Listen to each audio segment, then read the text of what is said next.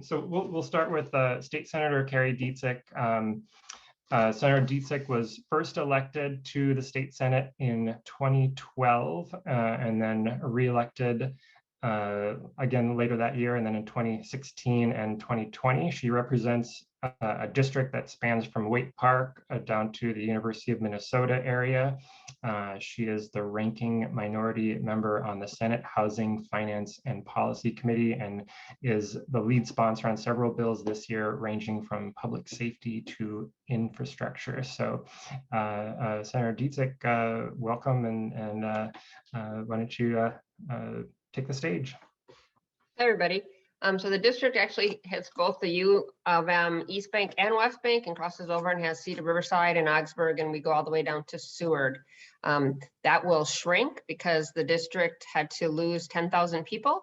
So they kind of just took literally chunks out of the southern half of the district. So lost about 10,000 people down there, kind of by the where Surdix is, kind of the central Hennepin area, and then east and west bank of the Riverside, kind of over by Seward. So it will be a slightly different district. But thank you for letting me join you today.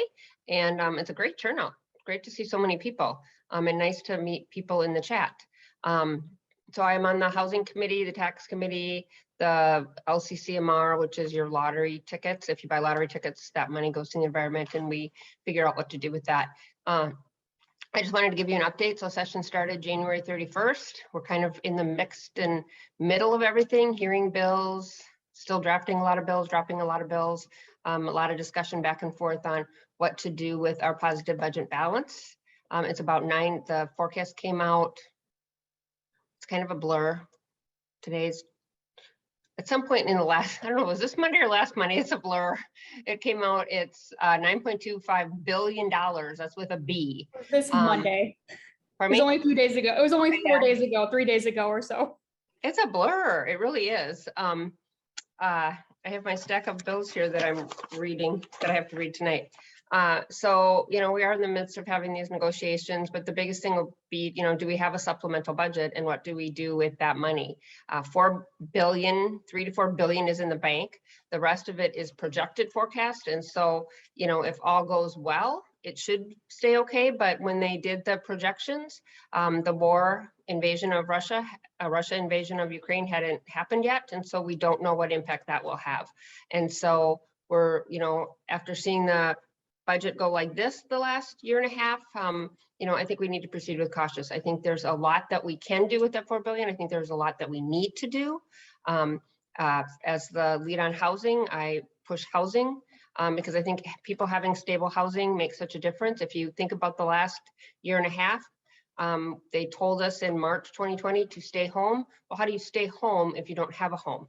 And so I think with that money and using one-time money, I think housing is a great way to use it to make sure that everyone across our state has a roof over their head and food on their table. And so, you know, we need to do that. We have education. There's just so many things that we need to do to help lift everybody as we're coming out of this pandemic. Some people are doing okay, but a lot of people are still struggling. A lot of small businesses are still struggling. So how do we help them? So that's mostly what I'm focused on, working on over at the Capitol.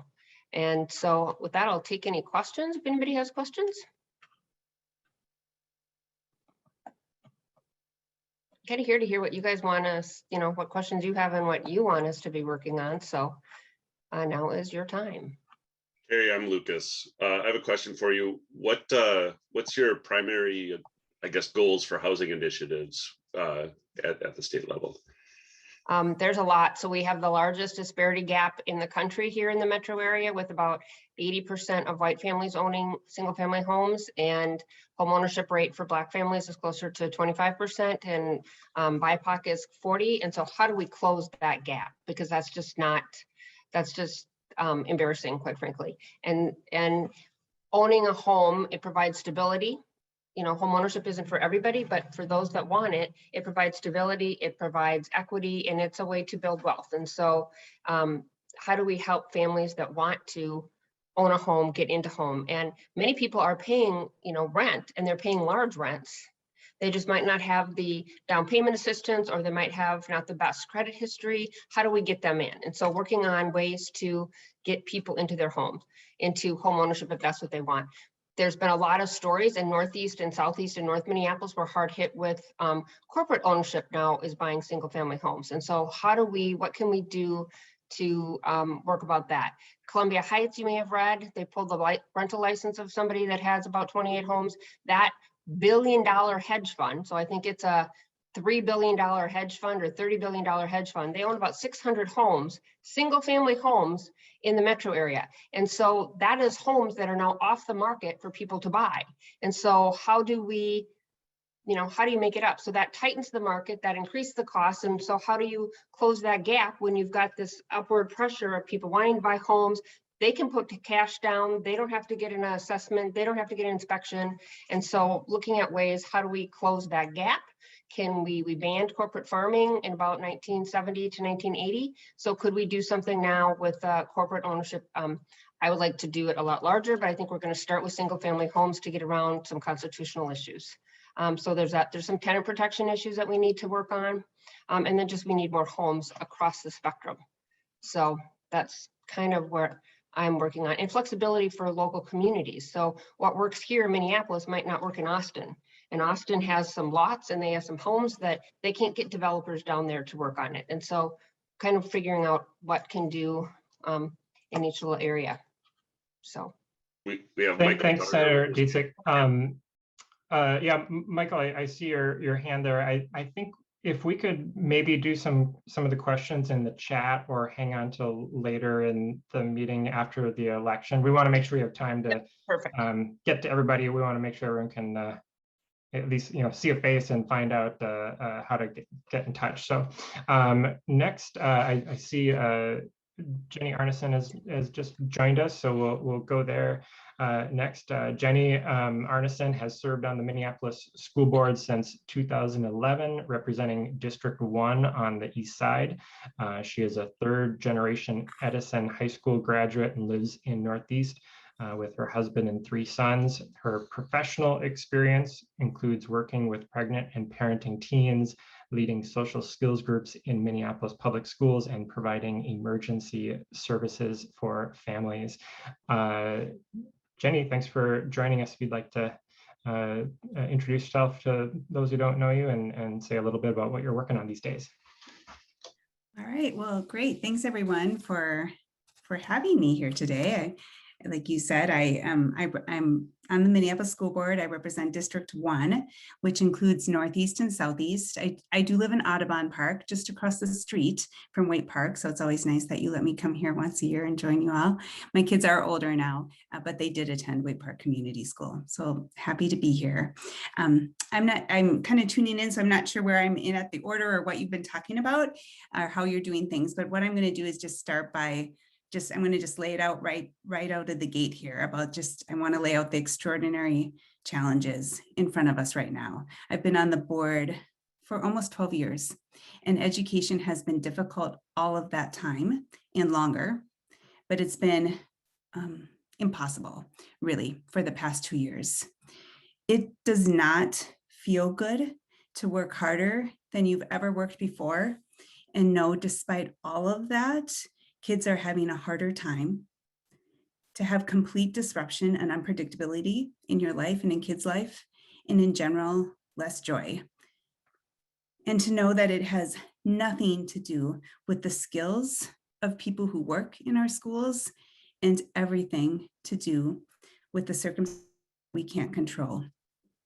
So we are facing a strike next week. And I know that you might want to get into the details or hear the details, and maybe you even want to offer your opinion or have an opinion. But the best path to resolution is by honoring the mediation process. And so that means I'm going to focus on general values and topics and not the specifics. I do not think that there is a conflict of values. I think it's a more accurate reflection of the situation is that we are holding multiple and conflicting truths. So number one, it is true and it is valid and legitimate for employees to seek additional compensation, especially when they have worked hard in difficult circumstances. And more staff available to a smaller group of students is a good thing. And it is true that education from the state, or education funding from the state, has not kept up with inflation for decades. More school choice means Minnesota is funding more schools with the same amount of resources. And there is a straight up crisis with how we fund special education services in Minnesota. So all this means that we have to reach an agreement on how much of our future we are willing to risk in order to solve the problems of today. Number 2, every system in our country is reckoning with its history, its past decisions, and its impact on people of color. Education is not exempt. We have fewer teachers of color, and it would be better for kids if our staffing more closely matched our student demographics. And they, as a group, are disproportionately impacted when we lay off due to financial shortages. And yet, there are reasons for the systems we have, and we don't want to hurt overall protections that right to work states have lost. So this means that we have to talk through some really difficult topics in a mediated room and reach a compromise that works for MPS. Number 3, we can believe in mental health services. As it's been mentioned, I'm a social worker, so you don't really need to convince me of mental health services. But we can recognize that in our world today, the amount of mental health needs exceeds the availability of providers. So we must simultaneously address that issue if we want more investment to bring us the results that we are seeking, which is kids feeling better. And we know this because we have increased resources for our schools right now with mental health providers, and providers are telling us that they have no more to give us. So we know this is a challenge. We also know that public safety issues are adding trauma to kids' lives right now, and they're coming to school in pain, or in some cases, they are dying. So as a social worker, I support mental health support, and I think that's valuable. But I also think we should make our environments healthier for kids. Ultimately, both sides are at the table right now, and that is the space, that's the right space to work out how we want to move forward through really difficult circumstances and these multiple truths. And I think it's really fitting that you've invited all the bodies of government here tonight in this community space. Because no matter how a strike or a potential strike gets resolved, and it will get resolved, I know it will get resolved, it's so clear that the issues are well beyond working conditions that will be established in a contract. So we have to find comprehensive strategies and strong leadership in our communities, and we have to keep our defenses down with each other so we can support our kids through some really difficult times right now. So I want to end by saying that there is still joy and goodness. So I want to end on this positive note. So first of all, the boys hockey team is going to state, led by Northeast, right? Like a Northeast graduate and a name we all know and love, Joe Dezek, right? So he's bringing our kids to state. They have not been there since 1994 when Edison went to state. So it's a big deal. It's very exciting. Number 2, an Edison student, Nari Miller, she had an incredible feature in the Sunday sports section. And it's such a story of confidence and courage and grit. And you need to read it for inspiration. And lastly, Edison is turning 100 this year. We are a strong and resilient neighborhood. Our high school has been here for 100 years. We're going to have an amazing celebration in September. You should all come. And then we're going to look forward to the next 100 years, knowing that we are going to be here for the next 100 years as a community for each other. Thank you all for having me.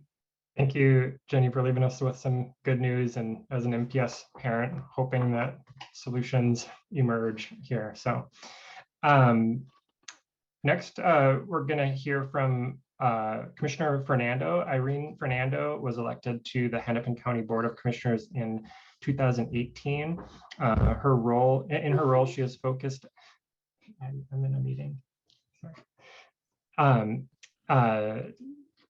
In her role, she has focused on increasing visibility, transparency, and accountability.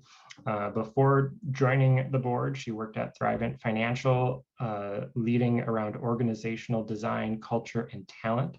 She lives in the Harrison neighborhood with her partner, Kent, and their dog, Ernie. Commissioner Fernando, welcome.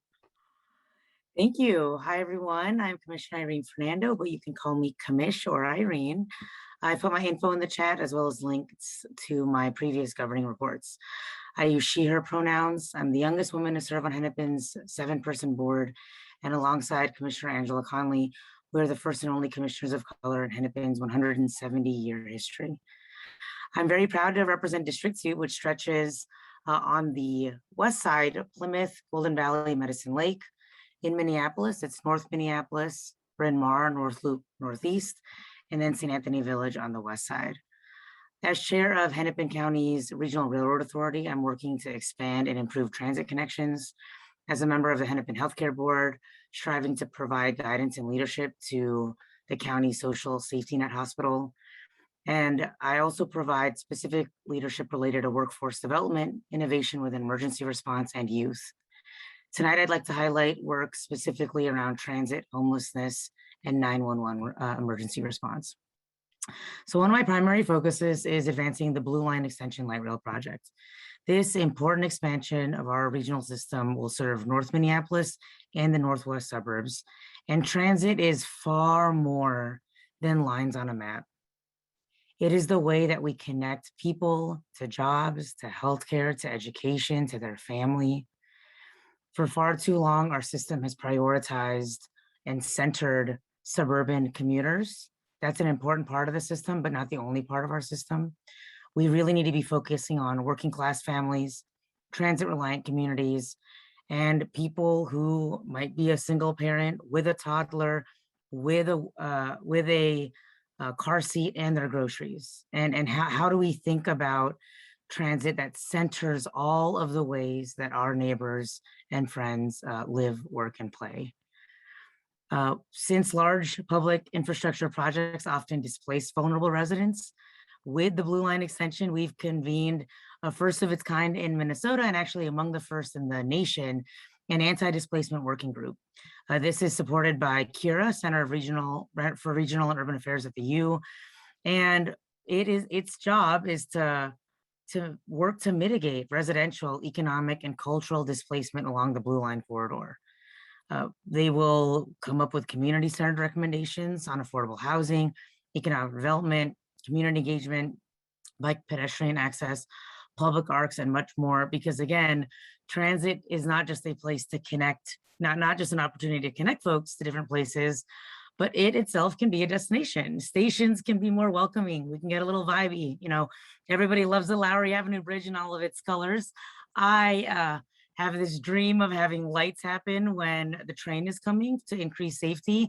And how do we think about safety and connectivity and experience in today's context? Another area my team has worked on is addressing the rise in unsheltered homelessness since the beginning of the COVID-19 public health emergency. I'm proud to say that over the last couple of years, Hennepin's dramatically expanded access to shelter.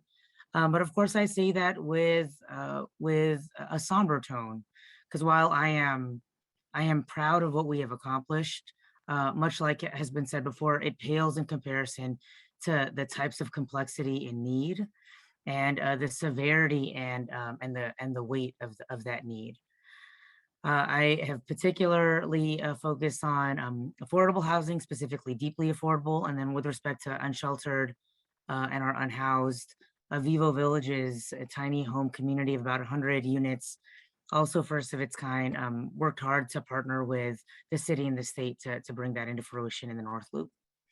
So last thing I'll mention is a focus on innovation related to emergency response and 911. 30 years ago, when you called 911, a lot of times, one would expect an ambulance to call. That's my first experience in calling 911. The system's actually not as old as you think. The 911 was invented in the 60s to coordinate fire response. And so today's overemphasis on a police response is something that we can work on. We can review Hennepin, the city actually, the dispatch center at the city is called the MECC, Minneapolis Emergency Communications Center. The only one that is under kind of Hennepin's jurisdiction, it's actually under the sheriff's jurisdiction. That PSAP, Public Safety Answering Point, that 911 dispatch center sees about 700,000 calls a year. And so in 2019, brought forward an effort to embed a social worker at the dispatch, not just the precinct, at dispatch, to analyze these 700,000 calls, to ask the question, what happens if we prevent calls 5 to 9, right? Like, what if we prevent calls 3 to 6 from the same address or from the same individual? I believe that in before it was ambulance only, and today I think, again, overemphasis on police. Can we think of a future where when we call 911, we can get a response that aligns with our need from a properly trained professional, regardless of the nature of our emergency? That could be fire, ambulance, and police, but can also be mental health crisis workers, social workers, hotlines, and much more. So that's what I have. I don't know if I stayed totally within the minutes, but I really appreciate the time. I'm happy to answer questions, and I will be cutting out at some point, but Bill Emery from my team will be able to stay on the whole time, I think. So yeah, thank you. Thank you, Commissioner Fernando. We are right on time, like to the minute. So great job, everybody. And we're going alphabetical. So Representative Jordan, you're going to be up next. So State Representative Sydney Jordan was first elected to the Minnesota House in 2020, representing Northeast's District 60A. She grew up in East Moline, Illinois, and moved to Northeast after attending the University of Minnesota. Her legislative priorities this year include a bill to establish a grant program that would help cities replace lead pipes. So welcome, Sydney. Hi, everyone. Yeah, I am really excited to talk about that lead bill. So I hope you're all excited to hear about plumbing. No, but I have a lot of priorities. To back up, my name is Sydney Jordan. I live in Northeast Park, so by all the baseball diamonds, by Maya, in between that area, which is a good area, I think. I am the vice chair of the Legacy Committee, which does arts and outdoor spending. I also serve on the Environment Committee, Education Policy, Education Finance, and the Rules Committee. So I was really set up very well by Commissioner Fernando and Director Arneson for a lot of my priorities.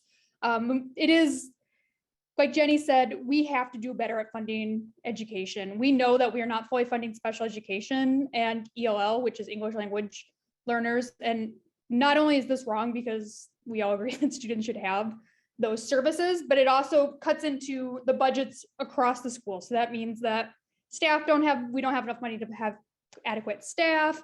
We don't have new technology. It just is the bottom line, and it creates a lot of the deficits. So we've been working very hard to address both of those bills. I'm a co-author of both of those. The other big priority we have heard in the legislature around education is mental health. We knew we had a problem with student mental health and educator mental health before the pandemic, and it's gotten impossible to ignore, even from Republicans on the other side of the aisle. And so we're really focusing on making sure that we can connect mental health services within schools, and also make sure that we have, what I'm thinking about is truth in education. So making sure that students have access to things like ethnic studies, which MPS already has, making sure that students have access to comprehensive sex education, which is my bill. And then the other bill that I'm really excited about that's a big priority for me is providing universal meals for students. I know when I try to do something when I'm hungry, it does not go well for me or anyone around me. And so we're making sure that students have breakfast and lunch across the state, especially here in Northeast. So those are a lot of my education priorities. On the environment, lead lines, we have many lead service lines, which is the line that connects the water main to your home. And that is the largest source of lead contamination in Minnesota's drinking water. So I'm working on maximizing our federal funding and also making sure that homeowners can get grants from the city to pay for the privately held part of the line, which is part you own if you're a homeowner, or the part that your landlord owns, and the publicly owned part. And we're making sure that they're carved out for renters in addition to homeowners, so that rental properties can also make sure that they do not have that lead line. The other thing that I'm really excited about is the bus rapid transit. I'm also a little bit of a transit nerd, actually a big transit nerd. And so last year I worked on getting about half of the funding for the new F line, which is, if you think about Route 10, which goes right by Waite Park, it would replace the line 10 from downtown Minneapolis all the way up to Spring Lake Park with BRT. The other one I've been working on this year too, it's on the other end of the district from Waite Park that I represent, but the H line, which would be a replacement for Route 3, going from downtown Minneapolis to St. Paul. I will be honest with you, I always struggle with that one because I keep wanting to call it the Line 3 replacement project. And it sounds really bad when I say I support the Line 3 replacement project when I don't. So it's the Route 3 bus stop. So we've been working on that. It's also a bonding year. So really working on making sure we have transit funding and funding for completing the grand rounds so people have more access to safe streets and active transportation all around North and Southeast. One of the other things that I've been researching and working on is how to support Ukraine, looking at some of our state investments and looking at businesses in Minnesota that have dealings with Russian oligarchs and the Russian government. So still in the early stages of researching that, but I'm hopeful that we can do more there to support all of our Ukrainian neighbors in Northeast. I went pretty fast there. I'm happy to take questions. We're of course working on a lot of other things. I'm lucky to have really good partnerships with our other elected officials, especially Senator Dietzick at the Capitol. We kind of have a divide and conquer strategy where she does a lot of housing work. I do a lot of education and environment work, and we can get a lot done that way. But it's always good to see Waite Park. Thank you, Representative. I don't think we have Commissioner Menz here. Billy Menz, are you here? I don't think he is. So we'll go to Elliot Payne. Councilmember Elliot Payne began his time at City Hall in 2016 as a member of the Office of Performance and Innovation before he was elected last fall to represent Ward 1. His priorities as he starts his first year on the council include police accountability and policing alternatives. He lives in the Audubon Park neighborhood with his wife, Lindsay, and their Chinese crested dog, Miyagi. Elliot, welcome. Thanks for joining us.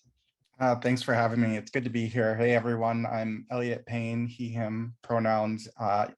Like Dan said, I represent Ward 1. And today is the exact two-month mark since being sworn into office. And, as we know, the last election cycle was probably one of the most consequential municipal elections in recent memory.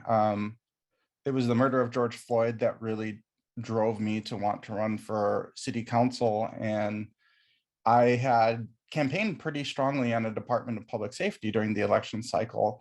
That ballot amendment didn't pass. And we found ourselves within the first month of being sworn in with another killing by the police department. And we are very quickly approaching the 2-year anniversary of the murder of George Floyd. And it is hard to point to something that says we're doing things differently.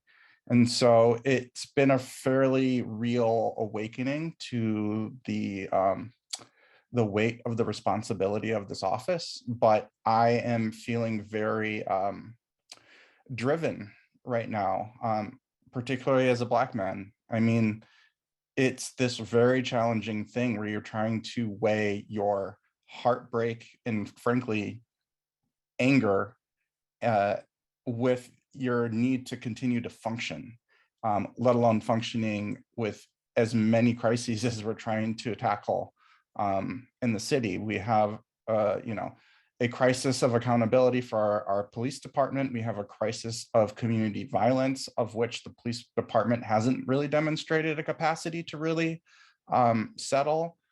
We have a housing crisis. Our students are going to very quickly be in crisis if we don't have the schools open during an active strike. So this is a very profound moment for our city and for our country, in the world, frankly, with the invasion of Ukraine. So it's a hell of a time to start public office, but it's exactly the time that I want to be here, because this is the reason I ran, because of how important all these issues are. And it can be very overwhelming, but the thing that really grounds me is that there is something that we can do. And whether it's me as a council member or you as a member of our community, there is always something within our grasp that we can do. And one of the things I want to lift up is the behavioral crisis response team. That's our mental health responders. That was the work that I was doing before I ran for city council. I was working on the team that helped bring that response to life. And I'm really glad that Commissioner Fernando is talking about 911, because that was actually one of the complex issues we had to navigate. Because one of the things that we need to navigate is, when you are in crisis, you shouldn't have to remember what phone number to call. You should be able to call 911 and get the help that you need, regardless of what that help is. And it should be our responsibility as policymakers and public servants to figure out what that right help is. And so one of the things that I'm doing right now in my capacity as a council member is I am introducing a charter amendment to create a Department of Public Safety, but this is not a rehash of the last election. I think there was a lot of clear messages from that last election around the desire to keep the police department, the desire to have the police in addition to other services. And I think the mental health responses were really shining example of that. And we just actually shifted that team to be a 24-hour-a-day operation, at least Monday through Friday. And we're looking to continue to build on that. And so the idea that I am proposing around a Department of Public Safety is to keep the police department as it is and build a Department of Public Safety alongside that, so that we can bring in some of these types of responses like mental health, homeless response, opiate response, intimate partner response. These types of targeted responses, I think, are going to be ways that we can start shifting the burden off of police and towards more appropriate services that will be better trained and have more empathy and have the capacity to spend more time with some of these sensitive issues. And so that's one of the things that I'm working along with the rest of council and the mayor's office to bring forward, because we don't want to have this go to the ballot again. That was such a taxing exercise to go through that process. And we actually really believe that this is actually a part of what did pass last election cycle, which was the executive mayor legislative council ballot amendment. And so actually tomorrow, I believe the mayor is going to be announcing the recommendations of the work group that was formed to bring forward recommendations on how that separation of power should exist. And I see a Department of Public Safety being completely in alignment with some of those organizational structural shifts that are going to come as a result of question 1 passing last election. But public safety isn't the only thing that we are trying to tackle in city council. We have a lot of work going on around housing policy, specifically around rent stabilization. That has a pretty high priority on our legislative agenda this year. And then also, in the wake of the killing of Amir Alak, I've been able to have really great conversations with both the mayor's office, Senator Dietzich, around, there are some things that we can do within the city's purview when it comes to no-knock warrants, and the mayor is getting ready to announce a more restrictive ban on no-knock warrants going forward, more restrictive than the ones that he announced in 2020. But I'm also working with our intergovernmental relations team to bring some of those more restrictive bans to the state level, because even if the city restricts no knock warrants, Hennepin County can still execute those warrants. And so we want to have some consistency across those jurisdictions. So we're working on that. We're working on legislation around body worn cameras and when we can release that kind of video. And another thing that we're working on is around police conduct. And there's this issue of if there is a complaint filed against a police officer and there's an investigation opened and they leave the force for whatever reason, whether that's to get a new job in a different jurisdiction or even file a disability claim and no longer be an employee.